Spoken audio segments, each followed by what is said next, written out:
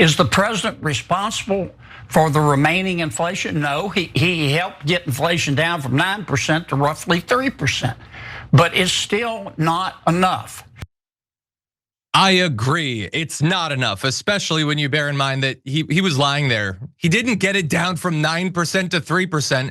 He got it down from 3% to 3%, and I've actually brought receipts. Here's a fun chart, and it shows you the inflation going back all the way to 2021. I've highlighted there where Donald Trump took charge. It was at 9% years before Donald Trump was inaugurated. When he took over, it was at 3%, and it's still at 3% today.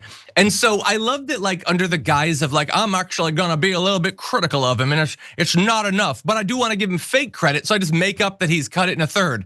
He did, that didn't actually happen. And by the way, I'm not pointing this out just to be like Donald Trump doesn't deserve that credit.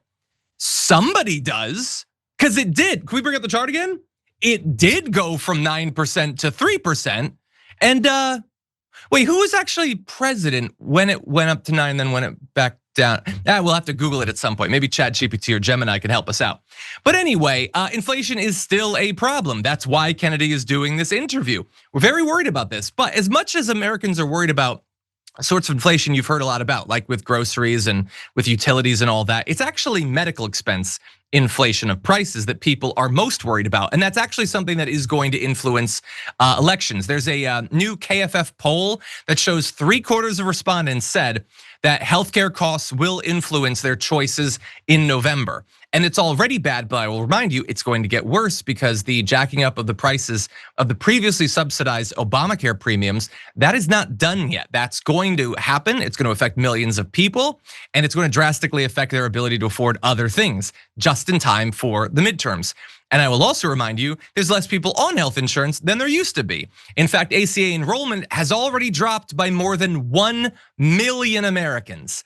1 million Americans that used to have that minimal security blanket now don't, and God only knows what'll happen to them if and when they get sick or injured. And it is really bad. It's already bad. About 32% of Americans say that they're very worried about healthcare bills. That is higher than the percent that say they're very worried about food and grocery prices, or it's even high, it's 50% higher than those who say they're very worried about the price of rent or mortgage, which we hear admittedly a lot about. But that is nowhere near as big of a concern for as many Americans as it is when it comes to the topic of health insurance.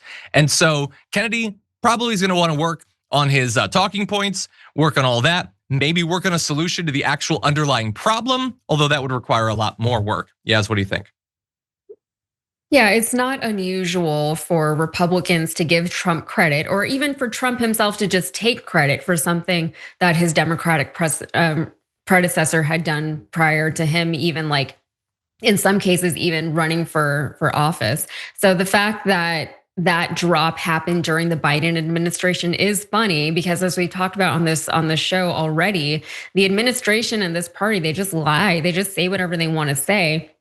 And they know that most people aren't going to fact check them. Most people within their base are not going to fact check them. And they know that the media landscape is so siloed that the people who are fact checking these things, like us, the Trump people, they're not watching this show right now, unfortunately.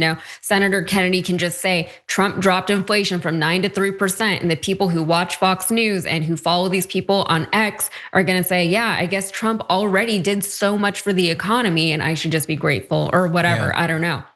But the thing is, Trump has been trying to convince the American people for a long time already that he is helping the economy and that he has already done great things for the economy. But the polling numbers show that they're not really buying it. They haven't been convinced that he did actually do anything for the economy, because they're still struggling, because every time they go to the grocery store, the prices are going up and not down. I felt it too. I go to the grocery store and I feel like just to grab a few things is already just $50. And it's like, what the, like, that's unsustainable, Yeah. And so everyday Americans are starting to feel these things if they haven't already, because things are still continually getting worse and not better. And so if Trump actually wants to have any kind of showing for Republicans in the midterms, he's gonna have to actually do something at some point instead of just saying that he's doing things, because the people are like, he keeps telling me that the prices are going down, but I'm running out of money. and I'm not getting any more in. So what, something's got to give. Yeah. Hopefully it's their majority in the House and the Senate.